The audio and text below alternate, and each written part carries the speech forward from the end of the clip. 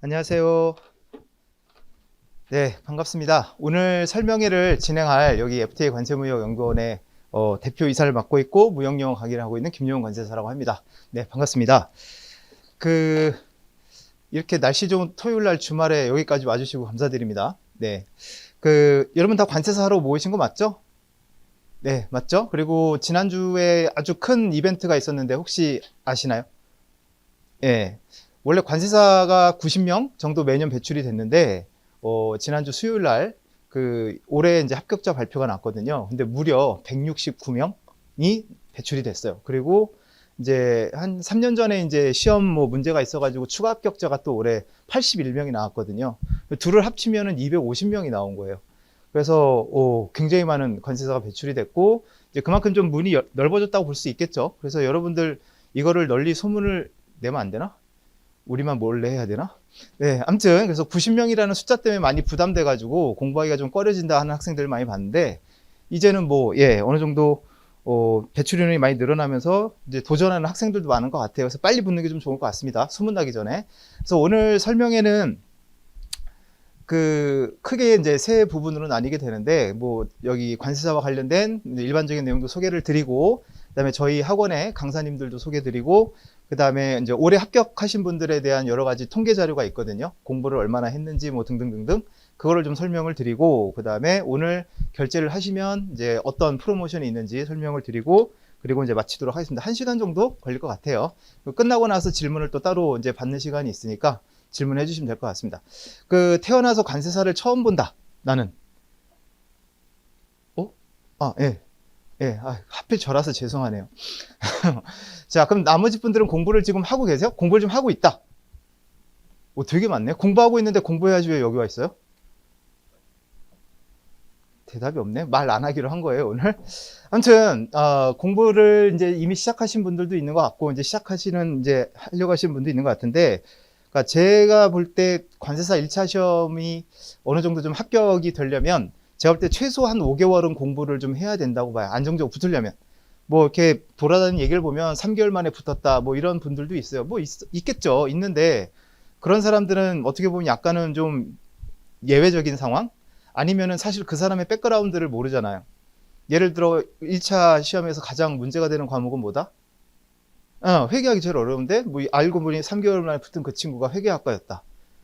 회계사 준비를 한 1년 했었다. 그럼 너무 불공평하잖아요, 이거는. 그래서 인터넷에 돌아다니는 말을 너무 믿지 마시고 한 5개월 정도는 공부해야 안정적으로 좀 붙는다 생각하시고, 그래서 11월부터 한다고 하면 11, 12, 1, 2, 3 거의 딱 되죠. 그래서 지금이 딱 좋은 시기다. 더 이상 늦어지면 안 된다. 그렇게 좀 생각을 하시면 좋을 것 같습니다. 지금 시간에도 관세 공부를 할지 말지 좀 고민하는 분들이 좀 있더라고요. 상담을 받아보면. 그래서 드리는 말씀이고, 저희 이제 FTA 관세무역연구원에 대해서 간단하게 설명을 드리면 관세사뿐만 아니라 원산지관리사라든가 보세사라든가 등등 관세무역과 관련된 모든 그런 교육을 행하는 그런 이제 회사라고 보시면 될 것 같습니다. 물론 이제 관세사가 주 메인이고요. 그래서 저희 이제 FTA 관세무역연구원의 장점은 흔히 말하는 일타 강사님들이라고 많이 얘기하잖아요. 그런 분들이 다 저희 학원에 몰려 있다고 보시면 되고, 10년 이상이라고 되어 있지만 상당 부분은 20년이 넘으신 분들, 예, 정말 베테랑이신 분들. 저도 올해가 강의한 지 이제 22년째예요. 만으로. 예.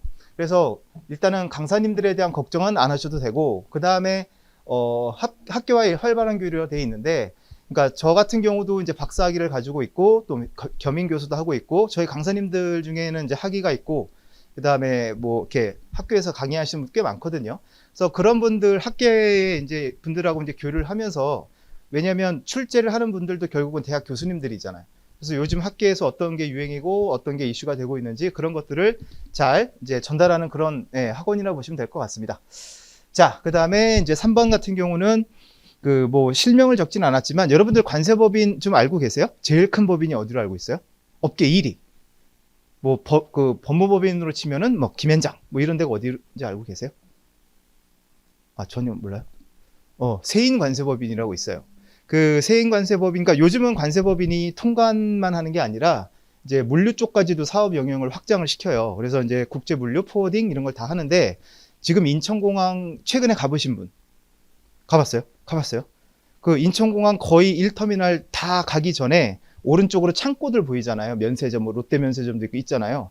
근데 거기에 그 창고들을 다 씹어먹는 엄청나게 큰 창고가 하나 빡 올라와 있을 거예요. 그게 세인 창고예요.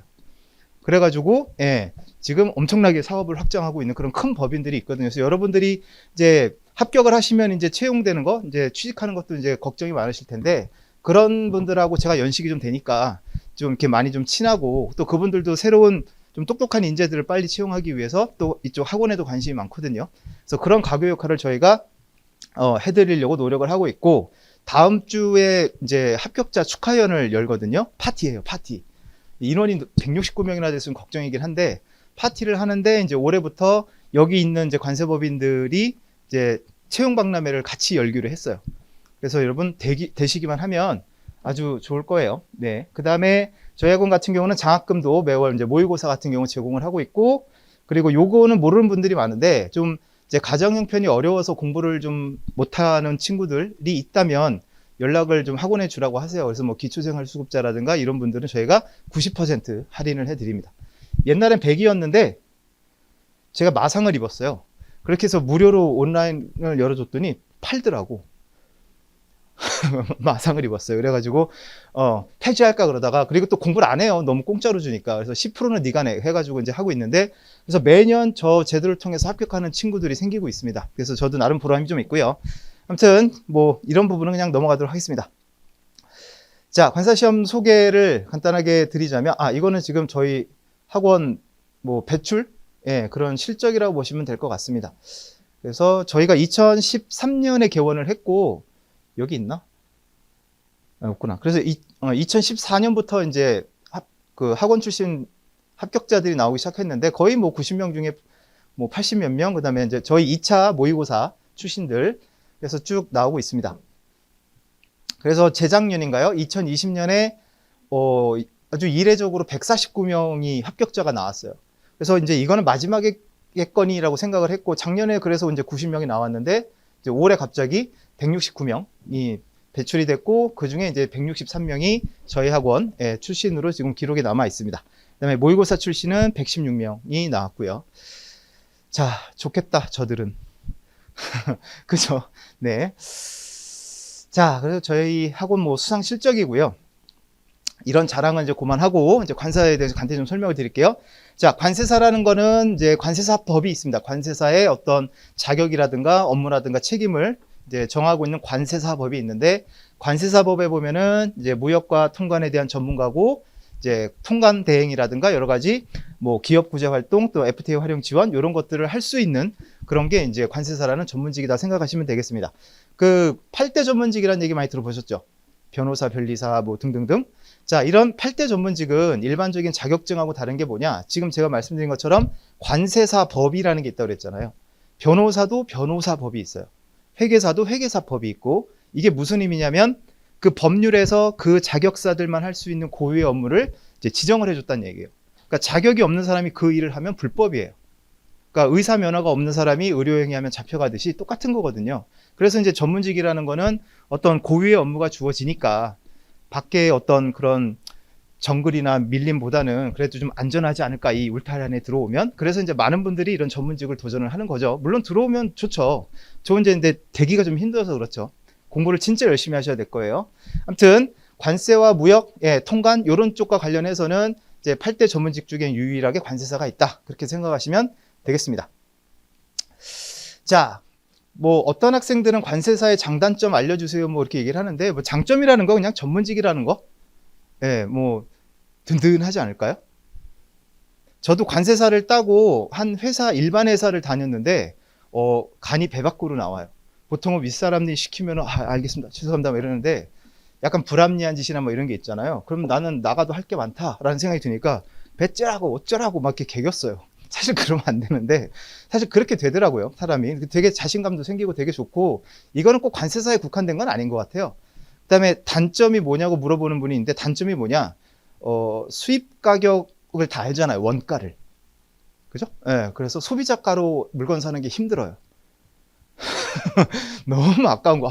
이거 원가가 얼마인 거 다 아니까 도둑놈의 새끼들 막 이러면서 되게 부들부들 떨 때가 많아요. 그게 좀 안 좋은 것 같긴 해요. 차라리 모르면 괜찮은데 아니까. 아무튼 그렇습니다. 자, 그래서 관세사 시험은 뭐 거의 대부분의 그 산업인력공단에서 운영하는 시험이 그렇긴 한데 이제 2월 중순쯤에 원서 접수가 이제 시작이 됩니다. 그 이제 다음 해 시험 시행에 대한 공고는 아마 12월 말쯤에 예비 공고가 나올 거예요. 한 2달 후면 이제 시험의 이제 구체적인 날짜 이런 게 나올 건데 이제 대략적으로 보면 1차는 3월 말, 정확하게는 셋째 주 토요일, 그 다음에 6월도 이제 셋째 주 토요일쯤에 2차 시험을 보고 이제 10월 중순에 결과가 발표가 됩니다. 자, 그래서 아까도 말씀드렸다시피 1차는 이제 5개월 정도 남은 거고, 자, 요건 이제 뒤에도 말씀을 드리겠지만 1차 시험은 객관식이에요. 객관식이고 오지선다형이고 40문제씩 각 과목별. 그래서 2교시로 나눠서 시험을 봅니다. 그래서 평균 60이면 합격인데 이제 꽈락이 있으면 안 되고. 자, 그다음에 2차 시험은 여러분들 주관식이라는 건 다 알고 계시죠. 근데 여기도 이제 논술형이라고 되어 있는데 과거에는 논술형이 맞았어요. 뭐뭐에 대해서 쓰세요라고 하면 이제 글을 막 썼는데 그래서 학생들 중에는 저는 글쓰기가 너무 약해요 이렇게 고민하는 분도 있었거든요. 근데 요즘에는 들으셨어요? 논술형, 서술형 문제에서 요즘은 단답형으로 바뀌었어요. 뭐뭐에 관한 5가지를 쓰세요. 4가지를 쓰세요. 그러니까 이렇게 문제가 나온다라는 건 되게 일단 채점을 명확하게 하겠다는 의도가 담겨 있는 거고, 그 다음에 되게 우리한테는 좀 불리할 수도 있는 거예요. 왜냐하면 우리가 썰을 못 풀잖아요. 대충 모르면 대충 이렇게 해가지고 좀 썰 풀고 이렇게 할 수 있는 건데 명확하게 4가지 쓰세요 그러면 알면 쓰는 거고 모르면 아예 손도 못 대는 거죠. 그래서 이제 그런 게 조금은 이제 힘들어지긴 했다라고 생각하시면 되고, 그렇게 문제를 내다 보니 이제 채점하는 분의 재량이 없어졌겠죠. 그죠? 썼으면 쓴 대로 딱 점수 주고 못 쓰면 딱 점수가 없는 거니까. 그러다 보니까 이제 2차 시험이 과거에는 뭐 절대평가를 가장한 상대평가다. 왜? 90명만 딱딱 뽑았으니까. 근데 이제는 올해 같은 경우도 평균 60이 커트라인이었거든요. 그러니까 절대평가화가 됐다고 보시면 될 것 같아요. 2차 시험도. 그래서 2차는 이제 단답형 문제가 주로 나온다 해서 4과목도 좀 이따 설명을 좀 드리도록 하겠습니다. 자, 관세사 합격하면 뭐 하나요? 많이 질문하셔서 거의 97%는 관세법인 또는 관세사 사무소에 취업을 하게 됩니다. 그래서 관세사도 뭐 회계법인, 법무법인처럼 관세법인이 다 있고요. 또 개인 사무소도 꽤 많이 있고, 그리고 서울에서는 좀 보기가 쉽지가 않죠. 왜냐하면 무역을 다루는 쪽이기 때문에 주로 인천공항, 부산, 인천 이런 항만이라 이런 데 많이 있고, 서울은 저기 논현동에 가면 학동역에 가면 거기에 서울세관 본부세관이 있거든요. 그 근처에는 지나가던 아저씨들 딱 돌돌줘서 맞으면 다 관세사라 보시면 돼요. 예, 그쪽은 많이 몰려 있어요. 관세사 아니면 관세사 사무원들. 그래서 그런 쪽에 이제 취업을 한다 보시면 되겠고, 그 다음에 이제 일부는 여기 이제 통관취급법인 이렇게 돼 있는데 종합물류기업이라고 돼 있죠. 그래서 여러분이 알고 계시는 큰 물류기업들, 뭐 CJGLS라든가 글로비스라든가 뭐 DHL, UPS 같은 특송업체까지 관세사들을 좀 필요로 하는, 요즘 또 직구도 많이 하잖아요. 그래서 그런 쪽으로도 있고, 그 다음에 이 수출입 대기업 같은 경우는 사실 경력직이라고 보시면 돼요. 그래서 일을 하시다 보면 만나는 대기업들이 있잖아요. 그러면 자네 똑똑한데? 이러면서 우리 회사로 올 생각 없나? 해서 스카웃돼서 가는 경우가 있긴 한데, 뭐 그래도 우리는 전문직이잖아요. 그래서 갔다가 다시 오는 경우가 많아요. 예. 왜냐면 아무래도 이제 기업에 들어가는 순간 그 기업 내에 일을 하는 거지 전문직은 아니기 때문에. 그리고 이제 사람이 나이를 먹잖아요. 그죠? 대기업에서 40 넘어서 버티기 쉽지 않거든요. 그럴 바에는 차라리 나와서 다시 내 사업을 하자 해서 나오는 경우도 꽤 많이 있다. 그 다음에 5점 관세사 자격이 있으면 공무원 가산점 5점을 줍니다. 대박이죠. 그래서 이제 이쪽으로 가는 분들도 있어요. 보통 이제 7급을 많이 응시하시는데, 뭐 다들 뉴스 보셔서 알 거예요. 요즘 공무원 인기가 어떻대요? 많이 떨어졌죠. 그죠? 기존에 월급이 적은 것도 어느 정도 알고 있었고, 그거는 나중에 연금을 받으니까 오케이 생각하고 있었는데, 그 연금마저도 지금 정부에서 계속 손을 대고 이제 있다 보니 지금 공무원 쪽에서도 지금 좀 약간 그런 게 좀 있는 것 같더라고요. 그래서 현직 공무원인데도 관세 공부하겠다고 오시는 분들이 좀 있어요. 옛날엔 퇴직하시면서 이제 관세사를 하려고 하는 분이 많았는데, 요즘에는 이제 젊은 분들도 앞으로의 미래가 좀 불안하다, 공무원인데. 그래서 오시는 분들 좀 있다. 그리고 워낙 관세직은 적게 뽑아요. 그래서 이쪽은 좀 모르겠어요. 생각을 안 하시는 게 맞지 않나? 왜냐면 한 서너 명밖에 안 뽑거든요. 7급은. 관세사 따가지고 9급 응시할 수는 없잖아요. 가오가 있지. 아닌가? 우린 전문직이 되면 여러분들 가오가 있어야 돼요, 여러분들. 아무튼, 그래서 7급을 하시는데 너무 적게 뽑는다. 그래서 관세사 7급 같은 경우는 거의 100% 관세사 자격이 있거나 아니면 이제 국가유공자거나, 그래서 가산점이 없는 분들은 7급에 붙지를 못한다고 그러더라고요. 자, 그 다음에 이제 요즘에는 회계법인에서도 관세사를 많이 채용을 하고 있습니다. 그래서 회계법인이 관세법인을 만들어가지고 이제 주로 이제 심사 쪽을 많이 하고 있긴 해요. 컨설팅 같은 경우. 그 다음에 법무법인에서도 이제 뽑기는데 저건 근데 너무 소수예요. 법무법인은. 그래서 일단은 관세법인 쪽으로 가서 경력을 쌓다 보면 많은 분야의 사람들을 두루두루 만나겠죠. 그러다 보면 이제 다음에 이제 갈 길들이 이제 눈에 보이기 시작할 거예요. 일단 여러분들은 합격만 하시면 되겠습니다.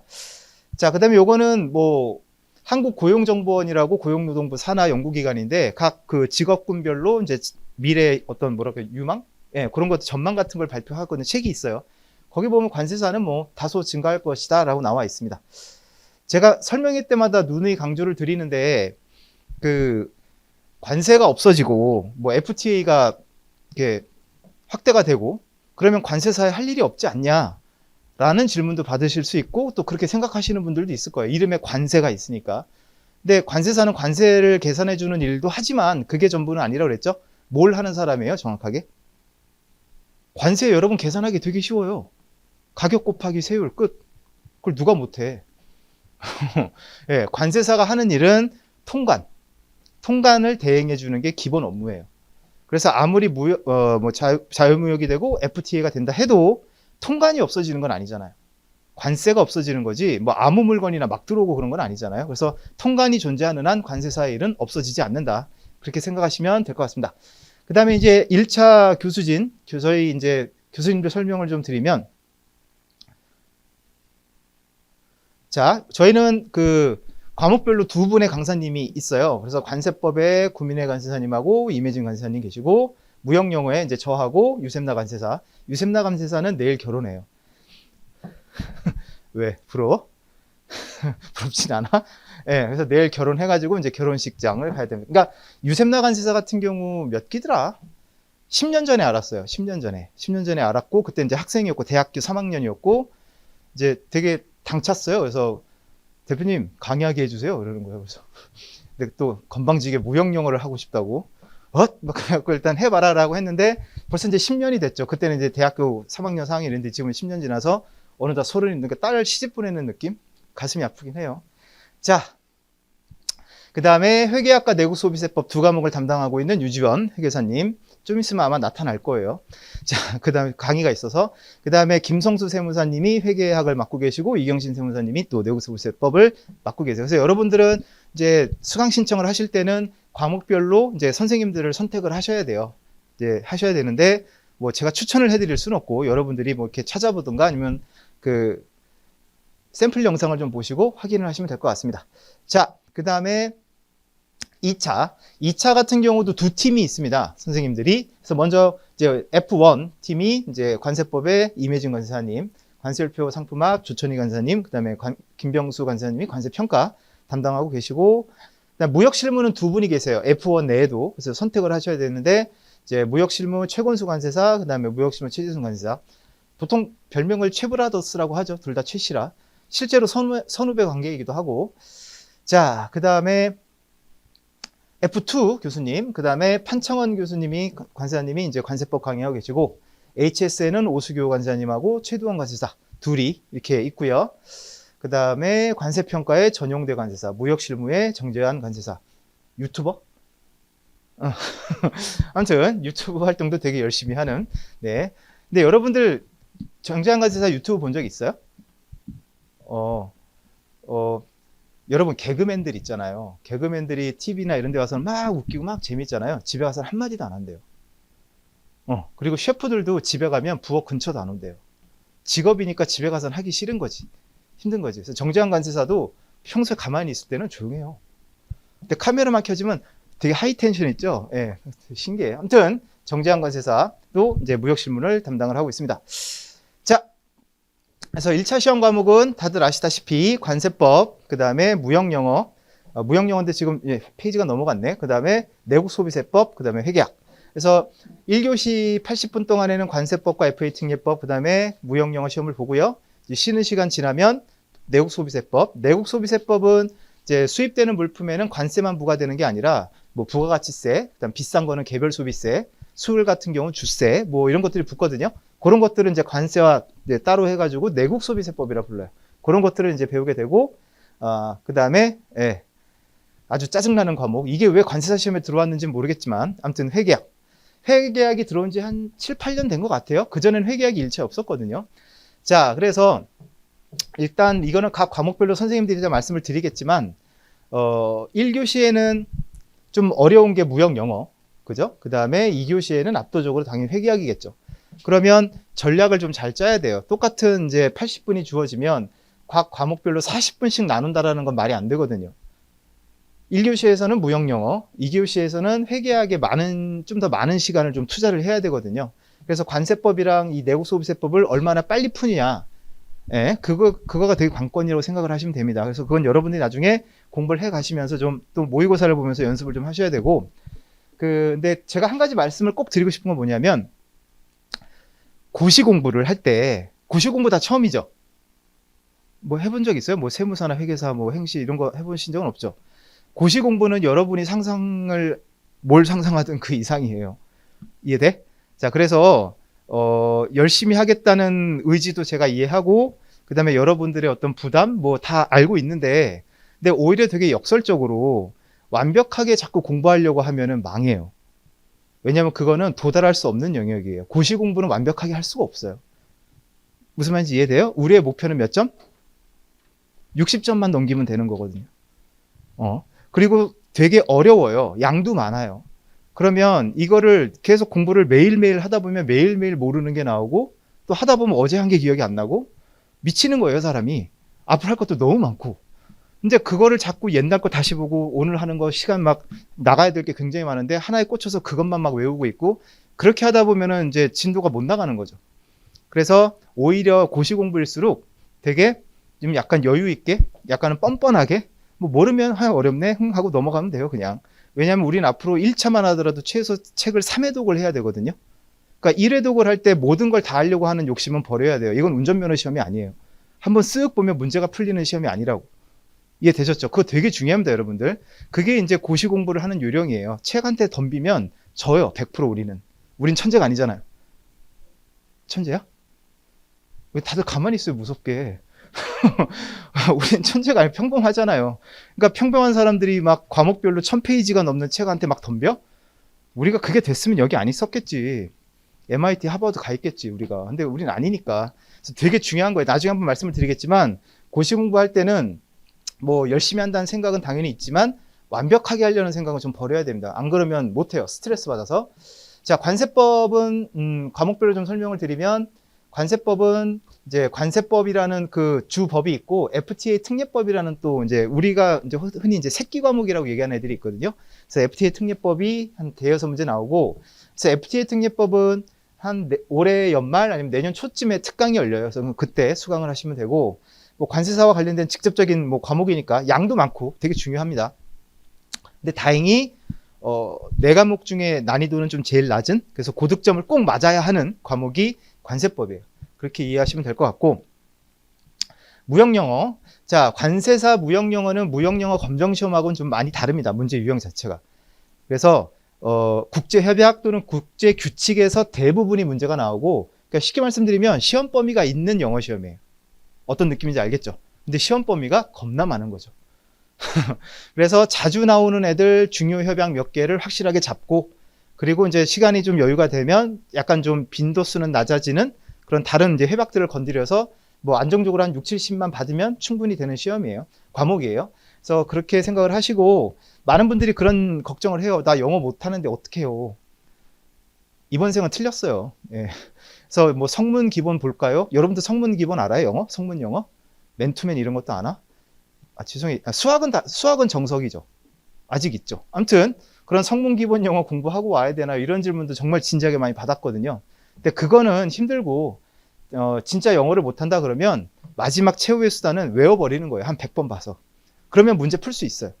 그러니까 그 정도로 이제 단순하게 나오는 시험이기 때문에 이것도 그렇게 어렵진 않습니다. 자, 그 다음에 내국소비세법. 아까 말씀드렸다시피 이제 세 개의 법이 들어가 있는데 주된 게 이제 부가가치세법이라고 보시면 됩니다. 30문제가 나오고, 그리고 내국소비세법은 이제 여기 보면 이제 고득점을 노릴 수 있는 효자 과목이라고 돼 있는데, 그 내국소비세법이 아마 가장 양이 적을 거예요. 법의 내용이 얇아요, 책이. 그러다 보니까 관세법은 좀 양이 많아요. 그러니까 출제 교수 입장에서는 낼 부분이 되게 많은 거죠. 그러니까 그냥 겉에서 그냥 대충 이렇게 해서 수준이 깊지 않은 문제들이 얼마든지 나올 수가 있는데 내구소비세법은 범위가 적잖아요. 그러다 보니까 이미 웬만한 건 다 어떻게 됐었다? 기출이 됐었겠죠. 그럼 그거 똑같이 낼 수는 없으니까 계속 어떻게 돼요, 문제가? 한 번 더 꼬고 한 번 더 꼬고 계속 이렇게 되고 있어서 내구소비세법은 양은 적지만 여기서처럼 이건 제 얘기가 아니에요. 이경신 세무사님이 이렇게 써주신 거예요. 세무사니까 쉽겠지. 아무튼 예, 그래서 이것도 쉽지 않다. 그리고 책이 얇으니까 회계학하고 무역영어에 계속 이제 얽매이다 보면 내구소비세법을 자꾸 뒤로 미루는 경향이 있다. 나중에 봐야지, 나중에 봐야지. 근데 그랬다가 큰일 난다. 내 과목을 좀 동등하게 하시는 게 중요하다. 꼭 말씀을 드리겠습니다. 그 다음에 회계학. 회계학은 재무회계 30문제, 원가회계 10문제. 이렇게 구성이 되어 있는데, 일단은 회계학에 대한 경험이 전혀 없는 분들은 회계원리라는 과목을 꼭 듣고 오셔야 돼요. 회계원리는 학원 홈페이지에 보시면은 무료 강의가 올라와 있습니다. 그래서 그거를 꼭 들으시고, 기본 이론 과정에는 재무회계만 이제 강의가 되고, 원가회계는 별도로 이제 특강을 들으셔야 될 것 같고요. 자, 그래서 여기 보면 이제 이런 말이 나와요. 2교시 80분 중에 회계학에 50분을 할애해라. 어떤 친구는 60분을 할애하는 분도 있어요. 그러니까 20분 만에 내국소비세법을 끊겠다라는 거죠. 예, 그래서 그런 것들이 되려면 내국소비세법을 어떻게 보면 내가 맞춰야 되는 거에 대한 전략이 확실하게 있어야 돼요. 그리고 모의고사를 통해서 연습을 많이 해야 되고, 그러니까 그거예요. 관세법이 예를 들어 80점 이상을 맞아주면 회계학을 겨우겨우 40 몇 점 맞아서 합격했다. 그러면 그 두 개를 평균을 내가지고 60점이 맞아야 되겠죠. 그 다음에 내세법하고 무역영어는 서로 패를 끼치면 안 돼요. 각자 도생을 해야 돼. 그 두 과목 중에 한 과목이라도 60점 밑으로 떨어지면 못 붙는 거예요. 그러니까 회계학을 관세법이 메워주고 무역영어랑 내세법은 이제 60점이 넘어야 되는 거죠. 각자가. 그래서 이 회계학 같은 경우 일단 40점 넘기는 게 중요한데, 그래서 이런 연습들을 좀 많이 하실 필요가 있습니다. 지금 회계학을 전혀 모르시는 분들은 공부 시작하면 거의 공부의 한 50%는 회계학에 좀 쏟으셔야 될 거예요. 자, 2차 시험. 우리한테는 좀 먼 얘기긴 한데, 그래도 간단하게 설명을 드리면, 자, 관세사 1차 시험은 80분 시험을 2교시만 보고 집에 오잖아요. 그래서 집에 와서 점심 먹을 수 있어요. 아침에 갔다가. 그런데 이제 2차 시험은 보시면은 80분씩 해서 몇 교시? 네, 4교시를 봐요. 그래서 끝나면 5시가 넘어요. 자, 생각해 보세요. 9시부터 모든 신경을 써가지고 하루 종일 막 써요. 네, 그래 본 적 없죠. 하루 종일. 무슨 과거 시험도 아니고 막 써요. 그럼 사람이 이쯤 되잖아요. 한 3교시 지나서 4교시쯤 딱 되잖아요. 정신이 혼이 나가요. 진이 다 빠져요. 그리고 손가락이 너무 아파요. 그러니까 처음에 체력이 있을 때는 뭐 팔뚝의 힘이나 이런 걸 가지고 이제 글씨를 막 쓰는데 점점 체력이 빠지면 글씨는 써야 되니까 어디에 자꾸 힘이 들어가겠어요? 손가락에 힘이 들어가요. 손가락이 너무 아파요. 그래서 무역실무 볼 때는 쓸 게 많아요. 근데도 너무 손가락이 아프니까 아씨 그냥 그만 쓰고 갈까? 이런 생각까지 들 정도로 되게 괴롭거든요. 그래서 이 시험 딱 끝나고 집에 가서 제가 누워서 잠이 들었는데 다음날 거의 24시간을 잤대요. 네, 자다 이러는데 화나더라고요. 그래서 다시 잤는데 엄마가 너는 뭐 하루 종일 자냐고 죽는 줄 알았다고 그렇게 되더라고요. 그리고 한 3일 동안은 그냥 그 천장만 바라보면서 누워 있었던 것 같아요. 네, 엄마가 야, 밥 먹어. 그럼 나가서 밥 먹고 다시 눕고 그 정도로 번아웃이 왔었던 기억이 납니다. 자, 아무튼 우린 해내야 되죠. 일단 1교시 관세법하고 이제 아까 1차 시험에는 FTA 특례법이 있었는데 여기서 이제 환급특례법이라는 과목이 있고요. 요거 좀 잘못됐습니다, 여러분. 지금은 옛날에는 50점짜리 한 문제, 10점짜리 5문제에서 100점이었는데 올해부터 바뀌었어요. 그래서 30점짜리 2문제, 20점짜리 2문제에서 총 4문제가 나온다는 거. 요건 좀 잘못됐습니다. 죄송합니다. 자, 그 다음에 이제 2교시가 관세율표 및 상품학. 요게 이제 관세사 시험에 어떻게 보면 아이덴티티죠. 다른 시험엔 없는. 그래서 전 세계 무역의 대상이 되는 물품에 전 세계가 통일시켜서 코드, 번호를 다 매겨놨고, 그걸 기초로 이제 세율도 정해지고, 그 다음에 수출입하는 요령 같은 거 있죠. 어디 가서 승인을 받아야 되고 하는 그런 것들이 다 이 관세율표, HS 코드에 따라서 다 정해집니다. 그래서 관세사는 예를 들어 이런 레이저 포인트를 수입한다고 고객이 문의했다. 그럼 제일 먼저 뭐 해야 돼요? 이 레이저 포인터에 HS 코드, 관세율표상 HS 코드를 제일 빨리 확정을 해야 돼요. 그것만 되면 세율이며 뭐며 다 정해지거든요. 가장 기본이 요 과목이라고 보시면 되는데 제일 힘들죠. 2차 공부 시작할 때. 왜냐하면 전 상품을 다 다루니까 우리가 만물 박사도 아니고 그리고 여러분들 거의 문과죠. 문돌이들, 그치? 이과 있어요? 오씨. 이과예요? 그래서 HS 여기 관세율표에 보면 이제 화학 제품도 배워요. 그럼 이제 다시는 이건 안 본다. 퇴퇴퇴 하고 우리 졸업했는데 다시 화학식 나오고요. 주기율표 나오고 막 그러거든요. 미치는 거죠, 막 사람이. 아무튼 공부하기가 좀 힘들어요. 그리고 정작 우리가 관심 있어 하는 품목은 그 분류 구조도 되게 단순해요. 예를 들어 가방, 백, 가죽재의 것, 기타의 것, 끝. 아니, 백이 얼마나 종류가 많고 얼마나 이쁜데. 근데 우리가 관심 있는 것은 그냥 그렇게 끝나버려요. 자동차도 되게 간단해요. 오히려 쓸데없는 것들을 막 세분화해가지고 그걸 다 외워야 되는 진입장벽이 제일 높은 게 HS라고 보시면 될 것 같아요. 그 다음에 이제 점심을 먹고 밥이 들어갈까요? 모르겠어요. 그래도 조금은 먹어야 됩니다. 예. 그리고 여러분들 2교시 끝나고 식사 시간이 있는데 밖에 나가서 먹을 수도 있어요. 그러니까 그 뭐 도시락을 싸가시던데 6월 달이라 도시락은 조금 위험해요. 여름이라 밖에 나가서 조금 이제 드시고 되고 아니면 뭐 간단한 거 상하지 않는 걸로 좀 드시는 게 좋을 것 같고. 자, 그다음에 이제 3교시는 관세 평가. 아까 말씀드렸다시피 관세는 세율 곱하기 세액이죠. 가격. 근데 이제 세율은 요즘에는 뭐 FTA니 뭐니 해서 거의 뭐 낮아지고 있는 추세고, 정말 중요한 게 뭐냐? 이 수입 신고하는 가격이 어떻게 보면 세관에서 인정해 줄 수 있는 가격이냐 아니냐, 이게 되게 이제 중요한 이슈가 됐어요. 무슨 말인지 이해됐죠? 어떻게 보면 저가 신고를 많이 할 거 아니에요. 세금이나 이런 게 있으면 적게 내려고. 그래서 가격을 수입 신고하는 가격을 약간 좀 이상하게 내는 회사들이 있거든요. 그런 거 이제 잡아내 가지고 이제 관세 부과하고 하는데, 그런 거와 관련된 게 관세 평가라고 보시면 됩니다. 그래서 유일하게 얘가 사례형 문제들이 나와요. 그리고 재밌어 하는 분들이 되게 많아요. 그 다음에 무역실무, 그 다음에 대무역법, 외국환거래법이 이 무역실무 안에 포함이 되어 있습니다. 자, 그렇습니다. 그래서 뭐 시험 볼 때, 이거 설명할 때마다 제가 보여드리는 건데, 이게 이제 공식, 국가시험 공식 답안지, 2차 답안지예요. 그래서 과목당 이게 한 권씩 이제 기본적으로 이제 제공이 되는데, 요게 보시면 22줄짜리가 16페이지라고 나와 있죠. 그래서 앞부분에 연습지가 있고, 그러니까 연습지가 요즘엔 필요가 없을 것 같아요. 예전에는 서술식 논술형 시험이어서 이제 뭔가 글을 쓰기 전에 목차라든가 이런 걸 쭉 한번 잡고 써야 될 거 아니에요. 그런 용도로 이제 연습지가 주어졌는데, 요즘엔 워낙 단답형으로 나와서 연습지는 별로 필요 없을 것 같습니다. 그래서 이렇게 해가지고 요 정도예요. 요 정도로 해가지고 이제 16페이지가 나옵니다. 요거를 80분 안에 이제 채웁니다. 많이 쓰는 친구들은 2권도 씁니다.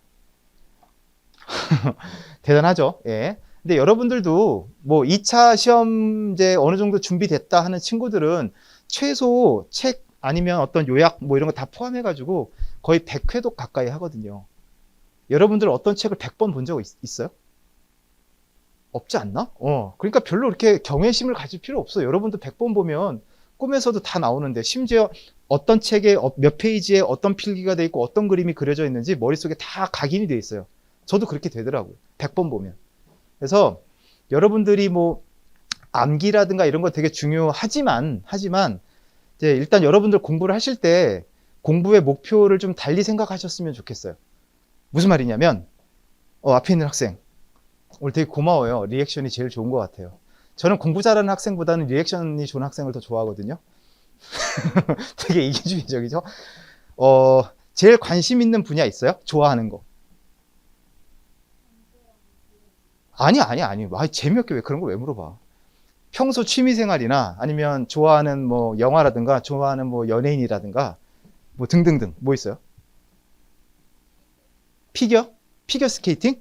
오, 정말? 오, 특이하다.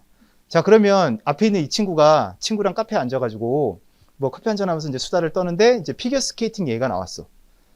솔직히 저는 김여러밖에 모르지만, 그러면 이제 이 친구가 친구한테 피겨 스케이팅에 대해서 막 이렇게 얘기를 할 거예요. 요즘에 그 되게 잘생긴 남자애 하나 있던데? 다 알아.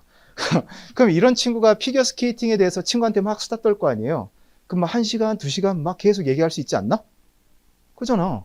그게 왜 온 거야? 아니지 않나? 공부도 마찬가지예요. 관세법에 대해 뭐뭐에 쓰래. 그러면 관세법 내가 잘 알지. 있어봐. 이러면서 1시간, 2시간씩 떠들 수 있을 거 아니에요. 그렇게 되면 되는 거예요, 여러분. 되게 당연한 거 아니에요. 여러분들이 어떤 걸 좋아한다고 하면 그걸 외워서 그걸 다 아는 거야? 게임을 좋아하는 친구들, 진짜 축구에 빠져서 EPL 맨날 밤새면서 보는 애들도 있죠. 그죠? 예. 그럼 그런 애들이 그걸 외워서 아는 거예요? 아니잖아. 관심 있고 계속 접하니까.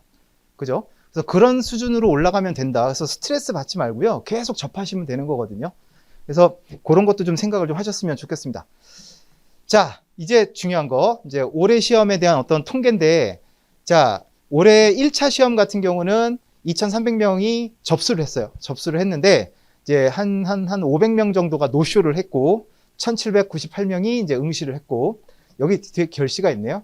그래서 합격은 470명이 됐습니다. 그래서 1차 합격률이 과거 한 5, 6년 전에는 거의 30% 정도 육박을 했는데, 조금씩 떨어져요. 합격률이. 시험이 조금씩 어려워지고 있는 것 같다라는 증명인 거겠죠. 26%가 합격을 했고, 자, 보시면은 1교시에 관세법계론 무역영어 1798명, 쉬는 시간 끝나고, 9명이 톡 꼈어요. 그래서 1789명. 이게 그 뜻이야. 1교시 끝나고 A시하고 집에 간 거예요. 가도 뭐라 안 해요, 여러분. 성인 시험에는. 자, 그래서 보시면 제일 중요한 게 여기 빨간색으로 돼 있죠. 그래서 과락률 제일 높은 게 무슨 과목? 회계학. 54%가 꽈락이에요. 이 말은 이 1798명 중에 반이 넘는 친구들이 40점을 못 맞아서 떨어졌다는 친구예요. 그런 의미예요. 그럼 그 친구들이 학원을 안 다녔나? 아니야. 다녀도 그래요. 그러니까 공부를 진짜 열심히 해야 돼요. 자, 그 다음에 두 번째는 무역영어. 근데 뭐 30% 정도라 일단은 대부분 이제 회계학 때문에 좀 고배를 마시는 친구들이 많고, 농담이 아니에요. 정말 여러분. 회계학 과락이 말도 안 되게 20점 이러지 않아요. 37.5. 35.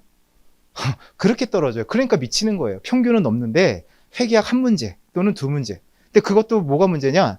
내가 풀고 이게 중요한 게 아니라 대부분은 한 15문제, 많으면 20문제를 문제도 못 보고 한 번으로 밀어요.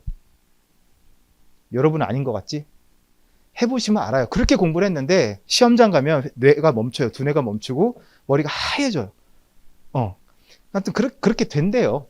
저는 사실 1차 시험 볼 때 회계학이 아니어가지고 그걸 잘 모르겠지만 대충 그건 느껴요. 되게 머리가 하얘져요.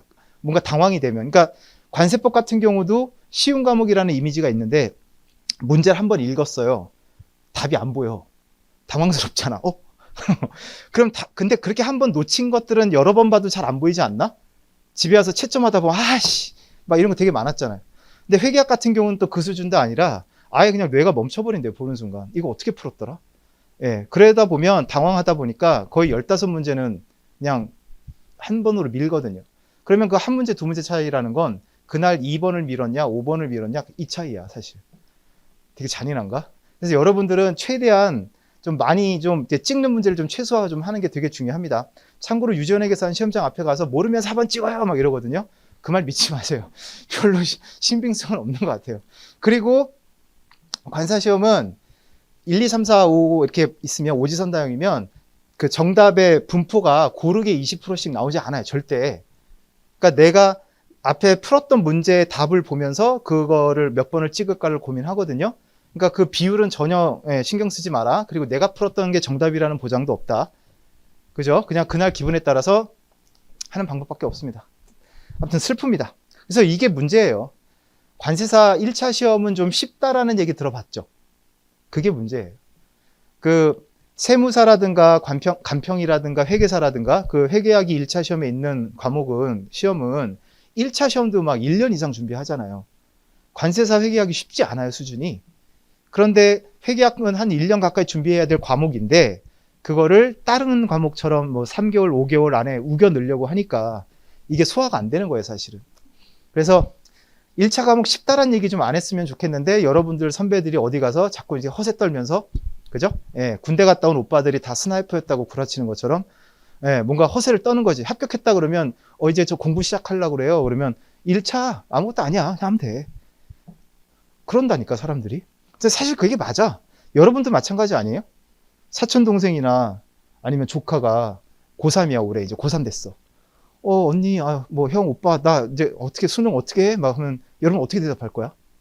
진지하게 넌 뒤졌어. 이러면서 넌 올해 뒤졌어. 이럴 거 아니면 그냥 하면 돼. 이렇게 얘기할 거야. 후자 아니에요?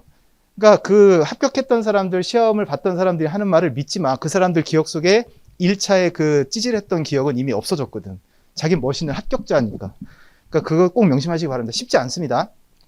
자, 밑에 보시면 1차 관련된 통계는 말씀을 드렸고, 근데 여기서 되게 중요한 게 있어요. 1차 합격률이 26%였잖아요. 자, 올해 2차 946명이 대상이었는데 778명이 응시를 했어요. 그런데 합격자가 몇 명? 169명이 나왔어요. 그래서 여기 보면 4.5대 1이라고 되어 있는데 합격률로 치면 한 21%예요. 2차가. 그래서 1차가 26%인데 2차가 21%. 대박 아니에요? 네, 그래서 올해는 정말 많은 친구들이 합격을 했고, 아까 말씀드렸던 추가 합격자까지 하면 250명. 그래서 여기서 이제 걱정되는 건 취업이 조금 걸리긴 하죠. 갑자기 너무 많은 인원이 나오니까. 아무튼 그렇습니다. 자, 올해 이제 지금 169명이나 너무 많아가지고 지금 집계 중이긴 한데 간단히 말씀을 드리면, 자, 일단 남녀 비율. 남자가 84, 여자가 85. 졌어요, 이제 남자가. 그래서 통계로 보면 저렇게 50대 50이긴 한데, 예, 딱 반이 됐다. 자, 그 다음에 좀 이따 나오나? 예, 그리고 올해 수석 차석이 다 여하고들이야. 똑바로 해, 남자들. 남자들이 근데 없다, 별로. 진짜 관세사가 이렇게 여학생이 많아졌죠, 어느 순간. 그래서 그런가 수석 차석이 다 여학생들이 됐어요. 그것도 저기 뭐 창원, 그 다음에 전주에서 힘들게 알바하면서 인강으로 외로움을 달래가면서 공부했던 친구들이 다 수석 차석을 했더라고요. 자, 그 다음에 연령 비율 보면은 20대가 압도적으로 많죠. 74%고 30대 23%. 그리고 이렇게 인원이 많이 뽑힐 때는 이렇게 40대 50대도 이제 조금씩 있습니다. 그 재작년에 149명 뽑혔던 거 기억하세요? 149명 한 번 있었잖아요, 재작년에. 그때는 60대 분도 한 번 뽑히신 적이 있어요. 자, 그렇고 유해 동차 비율. 자, 이렇게 합격 인원이 많아지게 되면은 유해가 압도적으로 유리해집니다. 유해생들이.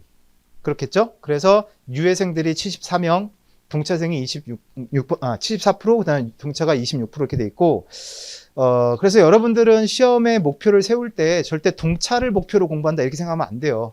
확률이 낮은 거잖아. 확률이 낮은 거를 목표로 삼는 게 어딨어. 무조건 여러분들은 내년에 1차 붙으시면 내후년에 2차에 무조건 합격한다. 유해로.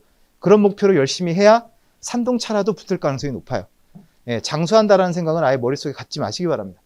자, 그 다음에 요것도 지금 집계 중이라 아직 뭐 확실하진 않은데, 근데 요거는 이제 조금 있어요. 뭐냐면 아무래도 유해생들이 많이 붙다 보니까 작년까지는 합격자들의 평균 수험 기간이 38개월, 39개월, 뭐 이렇게 40개월에 육박을 했는데 올해 같은 경우는 평균 수험 기간이 지금 31개월로 확 줄었어요. 예. 자, 그래서 어디 가나 뭐 이런 친구들은 있죠. 최소 공부한 기간이 14개월짜리도 한 명 붙었고, 또 박수를 받아야 될 인간 승리 72개월, 6년을 하신 거죠. 예. 관세사 시험의 역사와 함께 하신 분이에요.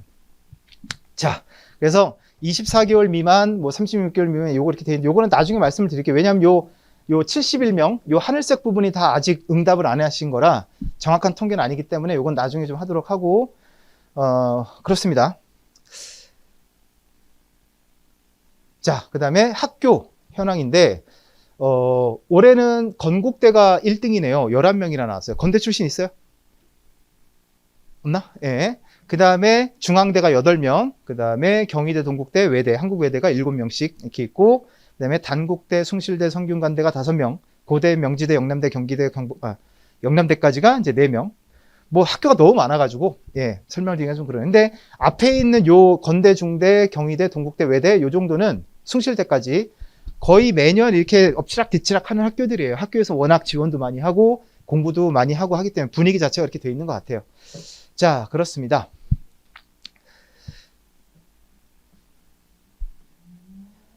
수험 전략 및 커리큘럼인데, 사실 뭐 커리큘럼이 뭐 앞으로 시간이 얼마 남지 않아가지고 복잡한 것도 없긴 한데, 자, 요거는 이제 모르겠어요. 여러분이 언제까지 기억하고 계실지 모르겠지만, 고시 공부는 이제 되게 체계적으로 해야 되잖아요.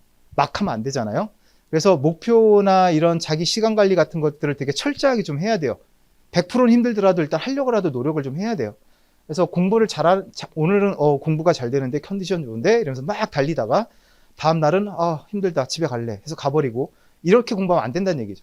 그래서 일단 우리의 목표는 여기 뭐 2024년 6월 최종 합격돼 있는데 1차적으로 내년 1차만 보자고요. 내년 1차 합격이 우리의 최종 목표라면 이제 단계별 목표라는 건 뭐 예를 들어 학원에 기본 이론 문제풀이가 있다면 그거를 어떻게 끝날 거냐 주기를 이제 정하는 거고 그 주기 안에서 이제 일주일 시간표, 하루 시간표 해가지고 그 시간에 무슨 과목을 몇 페이지 또는 몇 강을 나가야 되는지 다 체계적으로 해놓고 무조건 그날 할당량을 다 끝낸다는 생각으로 공부를 하셔야 돼요.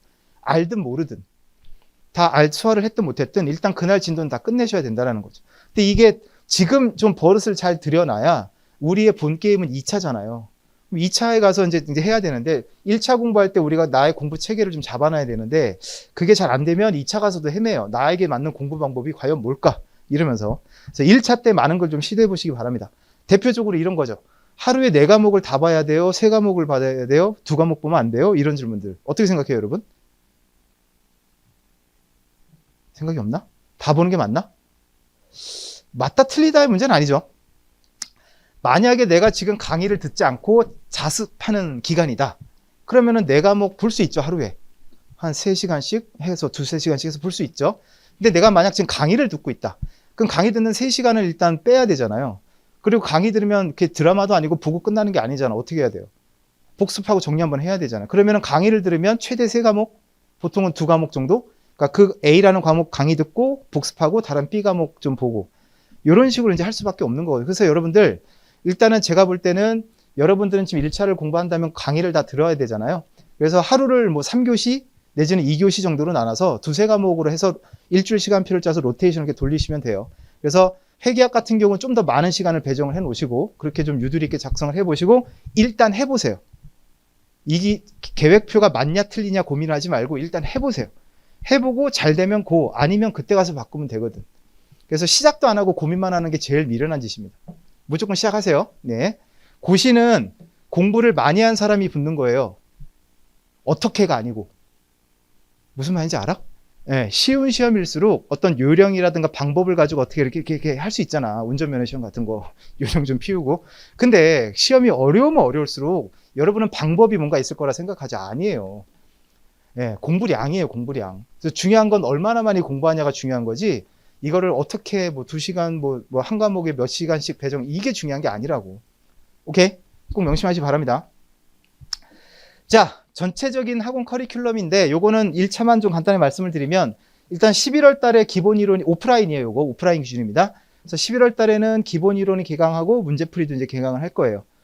그 다음에, 이제 1월 달에 가면 또 문제풀이가 한 번 더 열리고요. 늦게 시작한 분들을 위해서 공부를 미리 시작하신 분들은 요 11월 달 문제풀이를 들으시면 되고, 이제 11월쯤에 시작하시는 분들은 이제 기본 이론 듣고 문제풀이를 1, 2원에 들으시면 되겠죠. 그리고 3월 달에는 이제 모의고사가 있고요. 요게 이제 메인이긴 한데 약간 고득점을 원하는 분들은 플러스 특강 심화반이라고 생각하시면 돼요. 요걸 또 그러니까 요건 필수라고 말씀을 못 드리겠지만 여러분들이 꼭 들어야 되는 건 기본 이론하고 문제풀이에요. 무조건 들으셔야 돼요. 모의고사보다도 문제풀이에요. 무슨 말인지 알겠죠? 예? 모르는 것 같은데. 그 앞에서 한번 나왔던 문제가 다시 좀 변형돼서 나오는 게 시험의 70%예요. 무슨 말 이해되셨죠? 시험 범위가 한정돼 있으니까 계속 새로운 문제가 나올 수는 없잖아요. 나왔던 걸 또 나오게 할 수밖에 없는데 변형은 하겠죠. 그게 바로 문제풀이에서 다루는 것들입니다. 기출문제.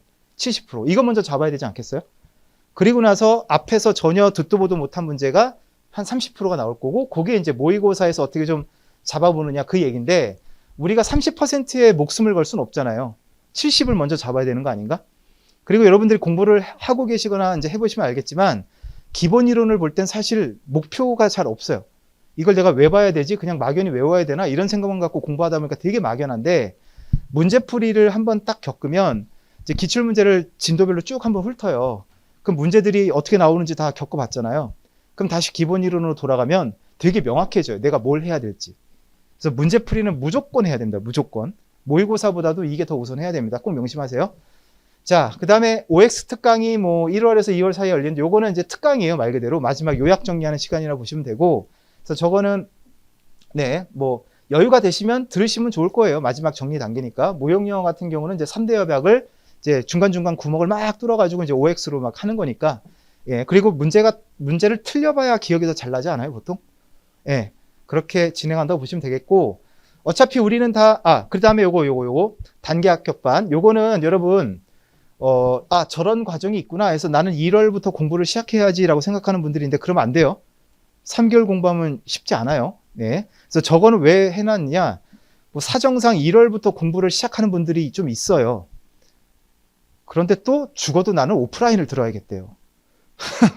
그래서 지금은 그런 친구가 코로나 때문에 많이 없지만 그전에 굉장히 많았거든요. 그래서 그 친구들을 위해서 억지로 만든 반이에요.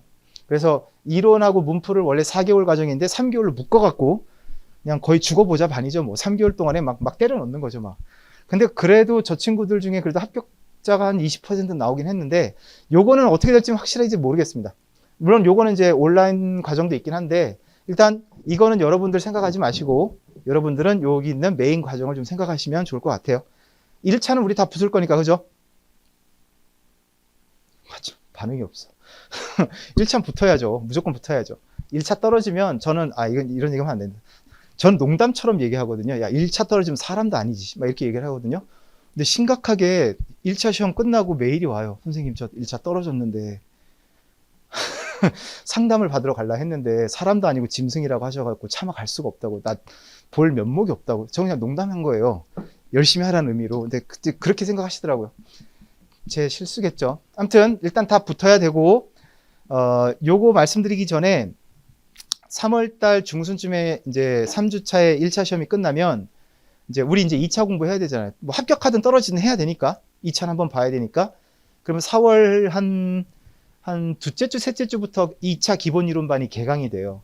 그럼 그 사이에 한 2, 3주 기간이 텀이 있거든요. 그럼 그때 이제 내일 지구가 망한다는 생각으로 노세요. 놀고 이제 나에게 휴가는 없다라고 생각하고 노시고, 그 다음에 4월 이제 두셋째 주부터 이제 본격적으로 2차를 해야 돼요. 그리고 그때는, 공개 설명회 오늘 오셨잖아요. 그래서 2차 기본 이론 시작할 때 4월 달에 공개 설명회랑 이제 다다음 달 되겠죠? 이제 12월 달에는 그러니까 그 1월부터 시작되는 모의고사 설명회가 있어요. 그 두 설명회는 경쟁률이 되게 치열해요. 왜냐면 2차는 일단 오프라인을 들어야 된다는 생각들이 다 있으니까. 근데 강의실은 한정돼 있으니까 마감이 된단 말이에요. 모의고사 같은 경우도 실제 시험이 토요일이니까 저희가 금, 토, 일, 요일 반이 있거든요. 하루에 다 못 받으니까. 그럼 어떤 요일 반이 제일 인기가 많겠어요? 당연히 토요일 반. 그래서 토요일 날은 무조건 당일 마감이에요. 그래서 여러분들 아시겠지만 네이버 신청을 빨리 하셔야 먼저 접수할 수 있는 순서가 있으니까. 그래서 그날은 되게 경쟁이 치열하다. 그래서 그러니까 4월 달에 2차 기본반을 실강으로 들을 분들은 그 설명회 공지가 뜨면 미루지 말고 빨리 신청하는 말씀을 드릴게요. 안 그러면 실강을 못 들어요. 마감이 돼서. 그렇습니다. 자, 그 다음에 뭐 앞으로 공부할 거를 크게 세 단계로 나누면 이제 시작하는 분들 얘기예요. 11월, 12월 달에는 일단 이론 수업을 통해서 기본 개념 정리하는 기간이라고 보시면 되고, 기본 이론 들으면서 이때는 무조건 원가 관리 회계까지 들으셔야 됩니다. 문풀 들어가기 전에. 그래서 최대 2회독을 목표로 공부를 하셔야 돼요. 2회독. 그리고 나서 이제 문풀로 넘어가서 이 문제풀이를 많이 풀어보는데, 여러분들 문제풀이는 테스트가 아니에요. 부담 가질 필요 없다는 뜻이에요. 그냥 문제를 통해서 다시 1회독하는 시간이 문제풀이 과정이에요. 이해되셨죠? 왜냐하면 기본 이론을 자꾸 완전하게 끝내놓고 문풀로 넘어가겠다는 얘기를 하는 친구들이 되게 많거든요. 근데 기본 이론은 얼만큼만 완성이 되는데 평생 해도 안 돼. 그러니까 자꾸 그렇게 100점을 맞기 위한 생각만 하니까 안 되는 거예요. 무슨 말 이해돼요? 그리고 아까 말씀드렸죠? 문제풀이를 해야 기본 이론이 오히려 더 명확해진다고. 그때 왜 선생님이 이걸 이렇게 얘기했구나. 이게 왜 중요하구나. 라는 걸 문제를 풀어보면 안다고. 그래서 무조건 요거 끝나면 바로 문제풀이 넘어와야 됩니다. 두려워하시지 마세요. 실제 테스트는 모의고사예요. 모의고사는 테스트가 맞는데 얘는 그냥 문제를 한번 훑어보는 개념인 거예요. 그리고 3월 달에는 이제 모의고사가 시행이 돼요. 한 달 동안. 근데 그 3월 동안, 한 달 동안 돌아가는 모의고사 과정은 뭐 학원에서 와서 보든 집에서 보든 이제 문제가 제공이 돼서 문제를 푸시고 모의고사처럼 시험을 보고 이제 해설 강의가 제공이 되는 게 3월 과정이에요. 이해되셨죠? 이거와는 별개로 12월부터 월 1회 모의고사가 또 따로 전공 모의고사 같은 게 있거든요. 그거는 그냥 10,000원을 내고 별도로 신청을 하시는 거예요. 그래서 두 가지 모의고사가 있다 생각하시고, 자, 요것도 뭐 앞에 설명드린 거라 넘어가도록 하겠습니다. 이것도 이제 거의 다 끝나가고 있습니다. 그 다음에 오프라인, 온라인 어느 게 더 좋아요? 이렇게 질문 많이 하시는데, 일단 이거는 2019년도 합격자 결과긴 한데 지금도 거의 비슷해요. 합격자들을 보면 온라인 수강만 100%에서 합격한 친구가 60명이고 오프라인을 좀 병행했거나 오프라인만 병행해서 합격한 분이 35명 이렇게 돼 있는데, 저것만 보면 온라인이 훨씬 더 좋다라고 생각할 수도 있지만 이제 요걸 보셔야 돼요. 전체적으로 온라인 수강을 했던 사람들 중에 합격자 3,700명 분에 60명이 있는 거고, 그 다음에 오프라인은 아무래도 숫자가 좀 적겠죠. 그래서 547명 중에 35명이 붙은 거죠. 비율을 따져보면 온라인은 합격률이 1.5%, 오프라인은 6.4%, 5배가 높아요. 아무래도 실강을 와서 이제 공부를 하는 사람들이 뭔가 더 집중도 잘 되고, 그 다음에 2차 시험은 그래도 여러분들 장기 레이스잖아요. 그러면은 아무래도 혼자 가는 것보다는 누구 하나 기준을 정해놓고 쟤보다는 많이 해야지. 이거 되게 중요하거든요. 그리고 와서 강의를 듣다 보면 옆에 친구가 막 이상한 책 보고 있어. 이씨 뭐야, 좋아 보이는데? 그럼 음료수 하나 주면서 안녕하세요. 그 뭐예요? 좀 볼 수 있어요? 필요하지 않겠어요? 그리고 저쪽에서 막 외우는 거 막 연습하고 있으면 질 수 없어. 막 이런 생각 들지 않나? 그거 보면서 집에 가면 인간도 아니고. 그러니까 그런 게 되게 중요해요. 다 집에 가고 싶고 쉬고 싶지. 근데 경쟁자들이 막 공부하는 게 눈에 보여요. 그럼 어떡하겠어요? 해야지 나도. 그러니까 그런 면이 되게 큰 것 같아요. 오프라인 같은 경우는. 그리고 더 좋은 게 뭐냐? 선생님들이 막 왔다 갔다 하잖아요. 그럼 이제 붙잡고 궁금한 거 언제든지 질문할 수가 있으니까. 아무래도 온라인으로 이제 질문을 남기면 선생님들이 좀 답변하는 게 며칠 좀 기간이 걸리니까. 아무튼 2차는 여건이 되면 뭐 무리하라는 얘기는 못 하겠고요. 여건이 되면 일단 오프라인으로 시작하시는 걸 권해요. 그래서 적들이 어떻게 하고 있는지, 적이라고 표현해도 되나? 아무튼 적들이 어떻게 하고 있는지 알아야 되니까. 자, 합격자들은 제일 합격의 중요한 노하우가 뭐냐 했더니 요거래요. 제가 아까 강조했던. 예. 물론 처음 시작하는 분들은 이게 제일 중요해요. 과목별 수업의 이해도. 이게 제일 어렵다고 얘기해요. 무슨 말인지 모르겠다고 얘기를 해요. 근데 합격하는 친구들은 사실 요 단계는 건너뛰니까 돌이켜보면 이제 요게 제일 중요하다고 얘기를 하는 거죠, 뭐.